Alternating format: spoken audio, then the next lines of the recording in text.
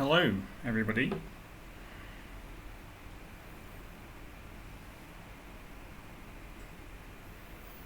I hope this stream is working because I'm streaming live and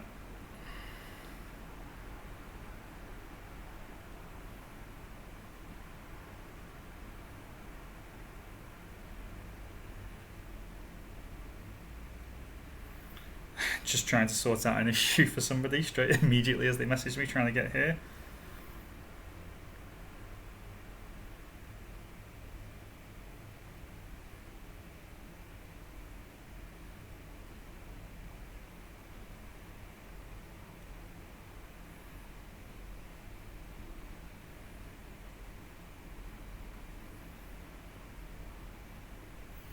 Sorry, somebody's just trying to get a transfer at the moment and they didn't know what to do.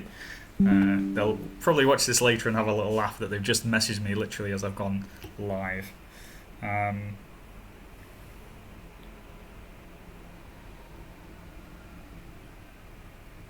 Customs.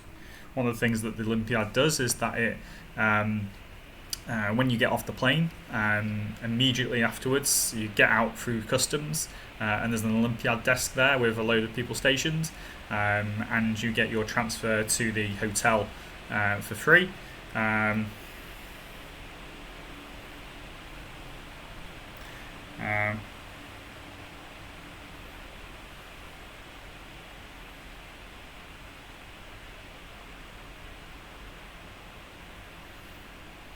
And it looks like somebody's walked past it and not seen the big sign where it says Olympiad, come here, and let me just save this. Shit.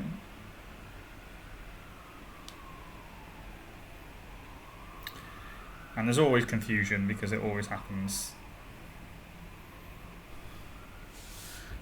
Trying to get to these places, everything's different. Somebody's we've actually got Greg Toychek driving over. He's not even getting the plane, but that's obviously different. He's completely different. Okay, she's found where to go. So yeah, hopefully this is streaming live. I'm just gonna double check it, and I am in Hungary at the moment in Budapest. I arrived last night quite late. We're staying at the Hotel Danubius Helia, and I must say it is. It's a really nice place, actually, and they were very kind to me actually when I got here. I got here about 10 o'clock and tea finished at 9:30. I was like, oh, is there anything I can do to get a bite to eat? And they were just like, actually, yeah, when you've checked in, get your bags away, you can actually come and just go to the bistro and just get yourself a sandwich from the open bar kind of area, just a sandwich and a cake, obviously without charge. Normally they would charge for that. Yeah, very, very happy with that. It looks like we are live, which is good. Okay, so this will be recorded as well and put it on the YouTube channels too. So yeah, just wanted to give everybody a quick update about what's going on. The rounds actually start tomorrow. So you can probably watch this on chess.com, on live chess. There'll probably be a different viewer as well. I should imagine lots of commentary going on. So there's going to be loads of areas that you can do it. I'll run through how to actually watch the games live if you want to. They start at 3 o'clock Hungarian time. So Hungary, if you're in the UK, is 1 hour ahead. So it'll probably be 2 o'clock our time. So it'll probably be then when the games start. But I'm very bad with times, so don't trust me completely on that. But what I want to do, just run through both our open and women's team with you, let you know a little bit about the hotel that we're staying in and how I've settled in, and then just a bit of an introduction before we actually go get into the games and into the chess side of things, which will be quite exciting. Okay, let me just change things around a little bit here. Just so we can see some of the names. There we go. So you can see here in the open section, we've got some of the top seeds. I'm just on chess-results here, which you can go on to yourself. And if you click on Hungary, you can see the open and women's teams. So if I just scroll down, so America are the top seeds. Just have a quick look at their team, just so people know. You got Fabi, Wesley, Dominguez Perez, Aronian, who's obviously transferred over, as has Dominguez, as has Caruana, and so actually are their top 4, and Ray Robson is their board 5, which I think in previous times it's been Sam Shankland, who had a very interesting Chennai. Still a very good player, but I mean they're going to be super strong, aren't they? Didn't do so well in India, but they're going to be favourites again. But India, I mean, look at the rating averages: 27.57, 27.53. India again, super strong. They've put Vidit on board 1 by the looks of things. Oh, that's a surprise. That is a big surprise. They put Vidit on board 1, Prag on 2, and then Gukesh, the current World Championship challenger, is on board 3. And then their highest rated player, Erigaisi, is on 4, and then Hari Krishna is on 5. That is a very interesting board order, I'm going to say. I think there's going to be a bit of news about that. That is going to be super interesting, and I don't know whether Erigaisi's been put down there because he hasn't been playing in the elite events like the top 3 there have, but he has got the highest rating. Has he been put down there because they want him to be getting the wins on the bottom board, or have they been putting him down there because they don't think he's as good as the others? I don't know what the answer to that is. Okay, and then you've got all the other regular favourites, but we're here to focus on the Welsh team. So we are actually, for the first time ever, no, not the first time ever, but for the first time in a long time, we're actually in the top half of the draw. There's actually a total number of teams of 197. A country called Vanuatu, which I have never heard of. And we've also got, for the first time ever, we've got a refugees team, which is really good. They've got that in the women's section as well. So they're, I guess, just, trying to make different teams and be more inclusive, which is always good. But yeah, we're actually in the top half of the draw. So for the previous 2 years, we played Spain in the first round and lost 4-0 both times. Last time was a lot closer. But here we're ranked 78th, which means that we should be playing somebody maybe in the lower half of the draw in the first round. Our captain and coach is Marcos Camacho Colados, who is, you'll notice as we scroll down, our board 1, Jose Camacho Colados's relation. It's his brother. And so they're going to be sharing a room, which helps us with the hotel stuff. So yeah, Jose's on board 1 for us. It's going to be making his debut at the Olympiad. So exciting times for him. So he's an international master, young, and well, again, not super young, but he's younger than me. But yeah, obviously a really good strong board 1, capable of beating anybody on his day. Couldn't beat me last time we played, but I'm sure we'll have a few discussions about that, as he stopped me winning the Welsh Championships by holding me to a draw. He says the same thing back to me. So yeah, really good to see Jose here. On board 2, again making his debut with a higher rating now. They've only just swapped around, is FIDE Master Daniel Kozizek. Now he is young, so he came over from the Czech Republic, qualifies for Wales now, lives in Cardiff Bay. Does a lot of coaching. He's 23.67. He'd be looking to try and get an IM norm. Okay, if you can get a GM norm, even better. But he'll be looking to take some scalps down. Capable again of beating anybody on his day. I think we've got a really strong top 2 boards there. Greg Toszczek, FIDE Master again, 2300. Just got back above 2300 as well, so he's very happy that his rating says 2301 there. So very happy for him. He's actually driving over, should be arriving in the next few hours. I'm going to try and get that on video if I can do, actually, as he pulls up in his car, because he's driven all the way from Wales over here. But he's had a great time, actually. He's been he's cycling in the Swiss Alps, I think, or something like that, and seeing a lot of Europe as he goes.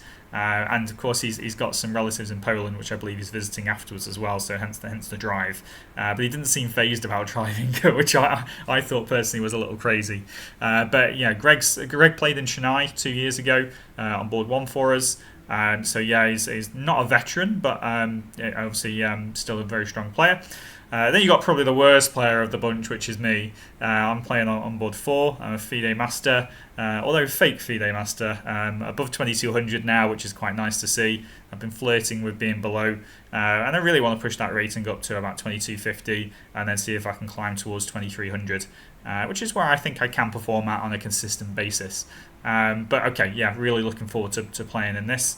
And then on board 5, sharing a room with me, should be turning up through my door actually any second now, is actually Alex Bullen, Candidate Master Alex Bullen, 2155. He's at one of his highest ratings ever, really at his peak of his chess. Really grinding out some fantastic results, so expect some long games from Alex.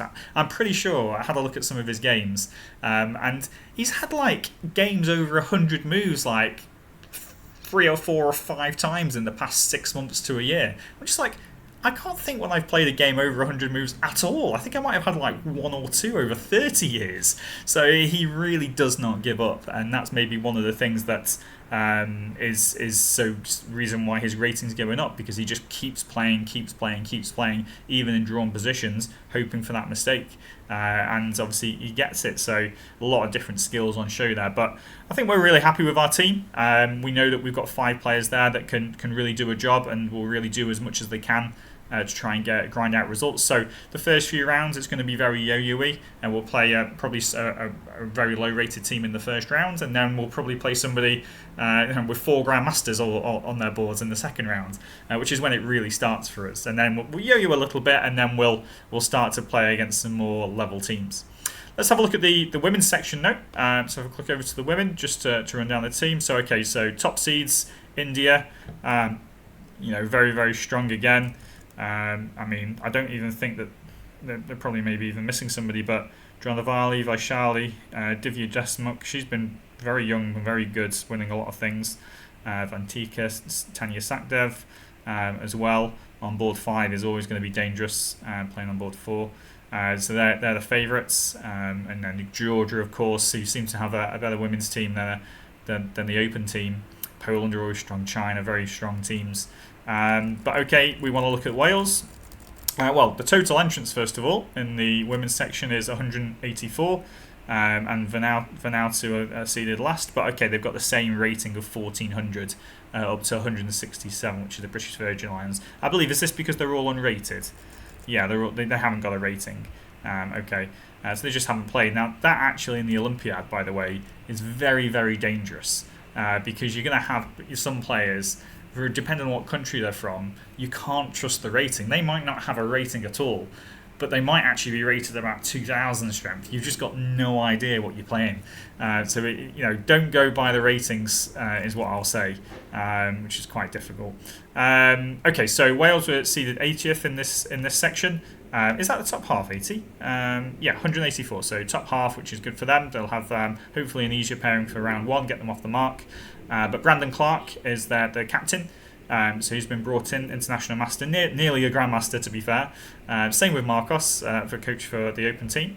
And playing for us, we have Women's FIDE Master Olivia Smith on board 1. She's over 2,000 now, closing in on 2,100. I think that's one of the highest ratings she's been, so she seems to be moving up, which is good to see. And then we've got 2 Women's Candidate Masters in Imogen Camp, who hopefully she's just got the transfer. She's just been messaging me, where do I go? Over 1,900.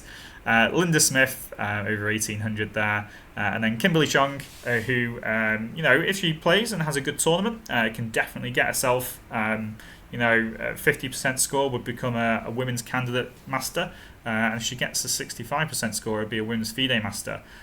So look out for Kimberly, and also our young junior Emma Kong as well, both rated over 1,700, and this is a great opportunity for them to actually get some titles, because this is how I got my FIDE Master title a few years ago.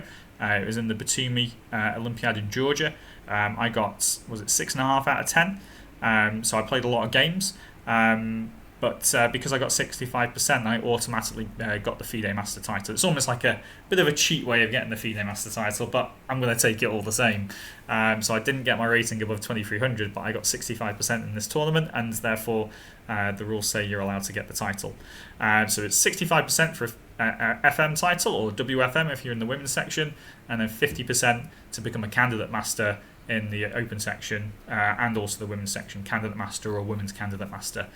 So Kimberly and Emma will definitely be eyeing that up if they have a good start to the tournament. That's something to focus on for the rest of us. But yeah, that's the team. or the team, shall we say. And I'm pretty sure that if you just go to live chess and then click on the broadcast section, you'll see all of the Olympiad. I think they've just actually done a little bit of a blog post about how you can actually follow the tournaments. But of course, it's round 1 tomorrow. Everybody's just arriving today. It's all kind of a bit chaotic at the moment. I've gone down to the front desk to try and pick up our accreditation badges and been told I'm not allowed to pick them up because I'm not the team captain. I said, well, our team captain is getting in past 5 o'clock today. We're going to miss the opening ceremony, which you need the accreditation badges for. And they said, oh, no, we can't give them out to you. We've got to give them to them. And so basically you're saying nobody in our team can actually go to the opening ceremony because he's getting in later. Now, of course, they're going to change that when it gets closer to the time. I know they're not, and they're just following rules at the moment. But there's just silly things like that. They're just kind of a little bit inflexible. Like they're going to learn what to do. I must say, very pleased with the Danubius Hotel Helia. That's this one here, if that's showing up. Yeah, very, very happy. In fact, our room actually looks just like this picture. Let me just make it a little bit bigger for you. You don't need to see. Yeah, there we go. There we go. Just make that a bit bigger. That actually looks like so. Our beds are actually that close. So I've told Alex I might even move them a little bit closer together. But yeah, we do have. I'm literally sat on this. Oh, does it go any bigger than that? It does. Oh, fantastic. So I'm literally sat on this seat here with my laptop on this table here at the moment, and we have a window that I've got open. So really, really nice room. Could have been a bit bigger. I think Linda's got quite lucky. She's got a balcony on her room. Would have been nice seeing as we're sharing to have that little bit of extra space. But yeah, really nice place. There's got like 2 swimming pools down there that are heated to different temperatures.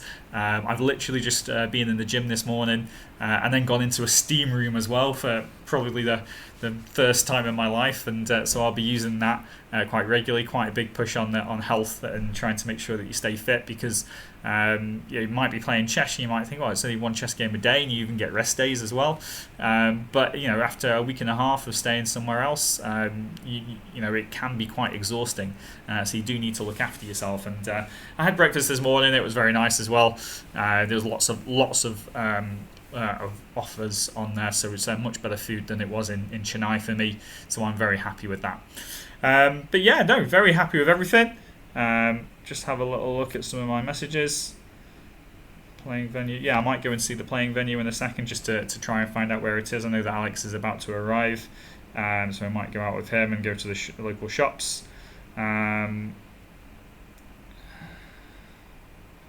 Is Jose here?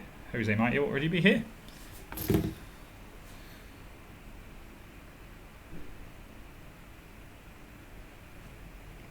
I'll just message him. So yeah, this is the what's going on at the moment, and one of the things that I'll be doing is trying to do a recap video of the rounds and how we get on with some chess every day. So expect that later on in the day, in the evening, and try and watch the channel. So if you click on follow, then whenever a new video gets done or whenever I go live, if you're watching on Twitch or you're watching on YouTube, then you get a little notification of when I've done one, and you can see what happens in our tournament. And I just really want to try and bring you into the tournament a little bit as much as possible, show you what goes on at these events, and I'll try and take some videos on my phone of what goes on in the hotel area, what goes on in the playing area, around the tournament, just so you can see, because we've got all these people travelling in from different countries. I know I've just been speaking to Mozambique this morning, which you don't get to speak to these people very often, but everybody seems really friendly, and it's really good to make friends with the other countries that are staying in the same hotel as you.